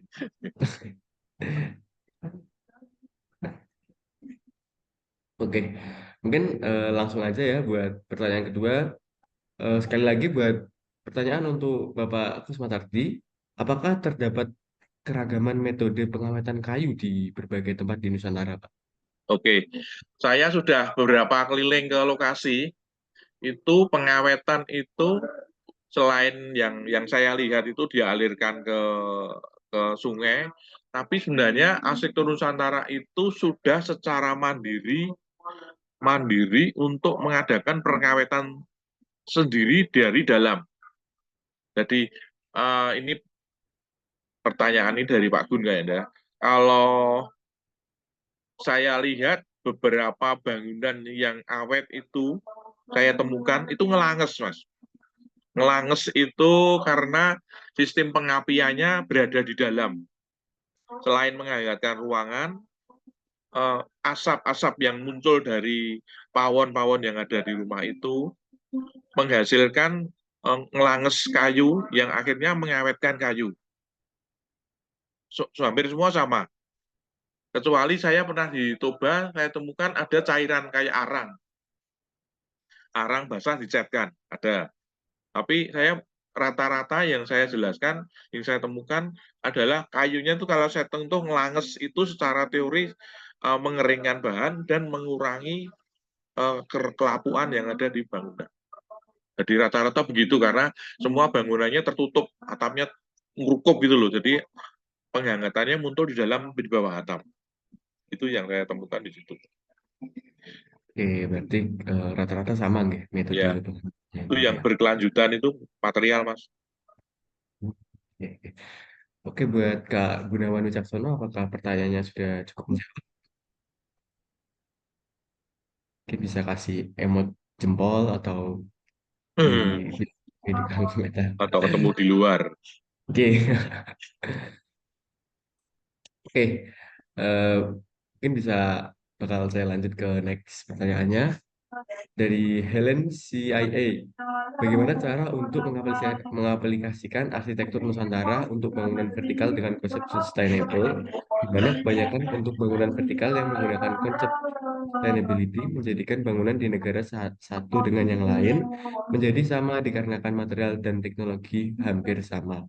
Seperti bangunan di Singapura dan Hong Kong hampir sama. Oke. Kebetulan beberapa penelitian saya itu memang horizontal dan sekarang berusaha ke vertikal, Mas. Makanya saya tadi sebutkan di tayangan-tayangan yang mengadopsi dari Eno Engel, dari Studek, itu saya tayangkan secara vertikal, tapi prinsip dari horizontal itu beda dengan yang vertikal. Kalau yang horizontal itu pakai umpak bisa, tapi kalau sudah vertikal nggak bisa karena kena angin roboh. Nah, saya paling dekat yang ada di tempat kita bangunan Nusantara yang bisa menyelesaikan dalam aspek modern itu bangunannya arsitek Kevin Law di Malaysia. Saya belum sempat ke sana, Artinya saya akan menyelesaikan surat tuntas dulu yang horizontal, tapi sekarang sudah mulai nyicil-nyicil sketsa yang saya sebutkan tadi. Hanya ada perbedaan yang prinsip tidak bisa cuma ditaruh, tapi kekakuan ayunan vertikal horizontal itu menjadi syarat utama agar supaya bangunan itu tetap berdiri secara baik. Tadi di akhir-akhir tayangan saya sudah memberikan itu, tapi prinsipnya berbeda dengan Nusantara yang saya sebutkan. Di konsep pernaungan itu saya sebutkan bisa Wisma Dharma Sakti bisa melindungi itu vertikal, gedung pusat perpustakaan UI itu bisa menaungi dinding-dinding yang dari bawahnya. Tapi secara terkhusus saya belum belum menginjak ini karena horizontal pun tidak selesai Mas. Oke, tadi ada yang keberlanjutan Mas, Mbak Nesri kalau salah, dari Mbak Nesri Oke, pertanyaan berikutnya yang Oke, bangunan keberlanjutan tadi lu eh, dari Mbak Nesri. mungkin Bu Nesri jika bersedia bisa langsung menanyakan kepada Bapak Kusmadadi, mungkin dengan open mic atau langsung dengan komentar aja. Atau saya langsung jelaskan, saya sudah baca Mas. Mau Kalau langsung Mbak, dijelaskan, boleh Bapak? boleh ya. Jadi saya perlu cerita keberlanjutan kayu ini. Karena di tempat-tempat ini yang paling penting saya di sini. Karena keberlanjutan itu bisa dicari dengan sistem penanaman pohon. Itu yang keberlanjutan. Tapi arsitekturnya menggunakan konstruksi yang berbeda antar daerah. Saya tidak heran mengapa bangunan-bangunan di daerah Sumatera Utara tinggi-tinggi, karena mereka arif menggunakan kayu-kayu yang memang asal-usulnya tinggi, sehingga mereka membuatkan bentuk-bentuk tanpa sambungan dengan menjulang. Nah, perbedaan itu tidak bisa dipakai di Jawa. Di Jawa itu kayunya besar-besar, sehingga perlu dibelah-belah. Itu bisa ditemui di daerah Toba, tidak bisa karena kayunya bulat-bulat, kecil, tinggi. Nah, keberlanjutan itu bisa dicapai dengan mensiasati bentuk-bentuk kayu yang berbeda antar daerah, sehingga keberlanjutan itu bisa dicari tanpa mencari kayu di luar pulau. Saya bayangkan kayak di Kalimantan itu mencari kayu yang bentuknya kotak-kotak kayak di Jawa, saya pikir sulit karena kayunya kecil-kecil, lemir gitu loh, gampang-gampang neko. Sehingga perlu ada perbedaan. Saya belum membayangkan kalau di Jawa kayunya utuh-utuh, nggak bisa. Kayunya tuh gede-gede sehingga harus dibelah-belah 5x7, 6x12, 10x10. Itu tidak bisa diterapkan begitu saja bentuk-bentuk yang utuh di Jawa, karena sehingga Jawa itu butuh dipotong-potong gitu. Nah, keberlanjutan itu bisa dimanai dengan cara mensiasati diameter bentuk kayu yang berbeda-beda sehingga menghasilkan bentuk yang berbeda. Ini yang seperti ini. Rata-rata kalau di daerah yang masih banyak berhutan itu rata-rata dengan cara menanam penggantinya dulu baru diputus. Rata-rata di Nias, di Aceh itu ada usaha menanam pohon dulu, sehingga pada usia 60 tahun itu baru ditandai boleh dipotong. Jadi saya pikir bermacam-macam cara berlanjutkan dulu. Itu Mas Alvin.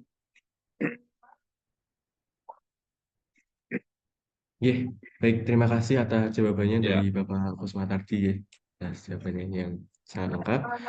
Mungkin selanjutnya Bu Nestri juga mau bertanya kepada Pak Peter sendiri eh, dengan penerapan AI dalam perwujudan SDGs ini. Baik, baik. Baik, jadi penerapan AI ke SDGs itu sangat perlu dipertimbangkan ya, terutama AI yang berbasis dengan human center tadi. Nah, penggunaan AI yang semena-mena itu akibatnya berdampak pada SDGs gitu ya, karena kalau kita merunning AI itu butuh energi yang besar, gitu ya, butuh komputasi yang tinggi. Maka perusahaan-perusahaan komputasi itu akan lebih sering terjadi ketika penggunaan AI itu masif.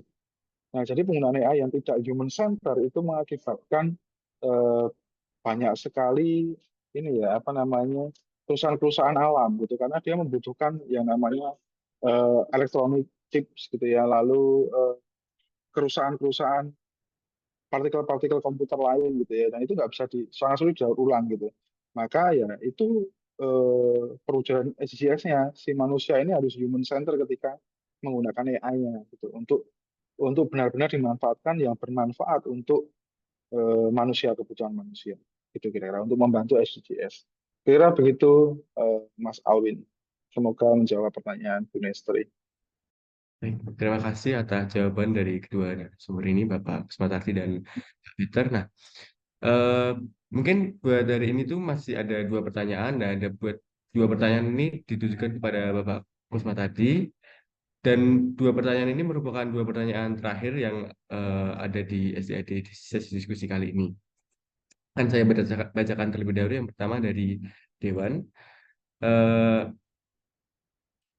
Dewan sendiri usul adanya kajian atau diskusi yang lebih mendalam antara arsitektur Nusantara dengan integrasi. Mungkin ini seperti lebih ke komentar saja dan berupa usulan untuk Bapak Kusmatardi dan juga Bapak Peter mungkin seperti sebuah saran dan usulan dari Bapak Dewan. Eh, Mungkin pertanyaannya lebih ke Kak Ketut Rana Wiraja. Mungkin saya akan bacakan pertanyaannya. Kiranya perlu ada pengembangan laminated wood untuk kesediaan material tidak hanya solid wood. Bagaimana perspektif dari Bapak Kusmatadi? kiranya perlu ada pengembangan laminated wood yang ketersediaannya material tidak hanya solid wood. Bagaimana saya pikir dengan penjelasan tadi, saya selalu membandingkan dari aspek masa lalu dan ke depannya. Ini kuncinya di situ. Karena eh, pelaku arsitektur itu kalau zaman saya sudah berakhir, artinya generasi Z ini yang akan leading di tahun 2045 itu menerima estafet yang ada di tempat yang sudah ada sekarang ini. Tentunya, Mas maaf di mateni make apa gambarnya Mas Alvin terganggu saya. Lah, sekarang mau. Jadi isu material yang kurang itu bisa dikombinasikan dengan kombinasi material yang masa depan. Karena yang saya jelaskan tadi, beberapa kayu itu bisa dikembangkan dengan teknologi modern yang bisa, karena yang saya sajikan tadi keberagaman itu untuk menambah wawasan para generasi muda agar punya kebebasan untuk mengembangkan. Jadi saya pikir solid wood itu masih bisa. Baja aja bisa. Di beberapa lokasi di negara Eropa itu sekarang sudah mengembangkan solid wood. Saya akui bisa. Dan ini bisa kembangkan dengan cara mungkin begel-begelnya mungkin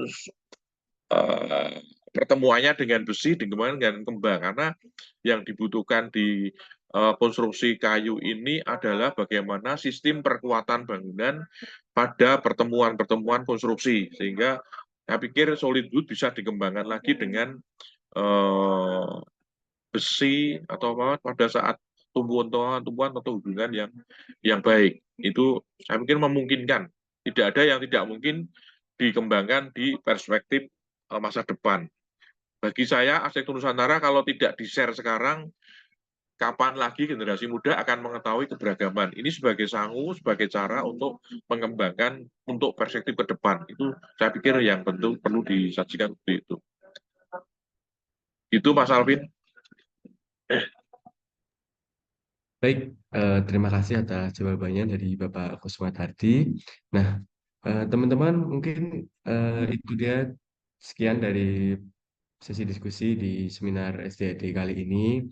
Nah, mengingatkan kembali buat para teman-teman dan hadirin sekalian bisa registrasi ulang dan linknya sendiri berada di kolom komentar. Dan jangan lupa ya teman-teman. Nah, eh, saya juga mau mention kalau e-sertifikat bakal di-share setelah seminar ini berakhir, jadi mohon kesabarannya dan ditunggu. Mungkin itu dia dari pemaparan dari materi yang telah dipaparkan dari kedua narasumber kita, yaitu Bapak Kusmatadi dan Bapak Pitra Dianto. Nah, sebelum mengakhiri acara, mari kita melakukan sesi dokumentasi terlebih dahulu. Baiknya para hadirin dan teman-teman sekalian bisa mulai menghidupkan kameranya agar kita bisa mulai sesi dokumentasi.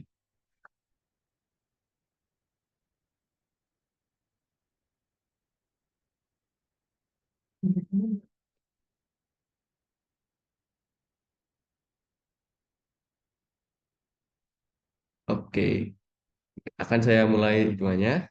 1, 2, 3.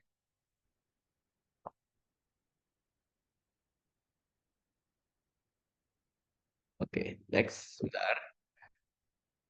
Selanjutnya. 1, 2, 3.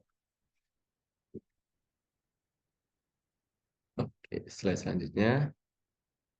1, 2, 3. Lalu untuk slide terakhir. 1, sebentar.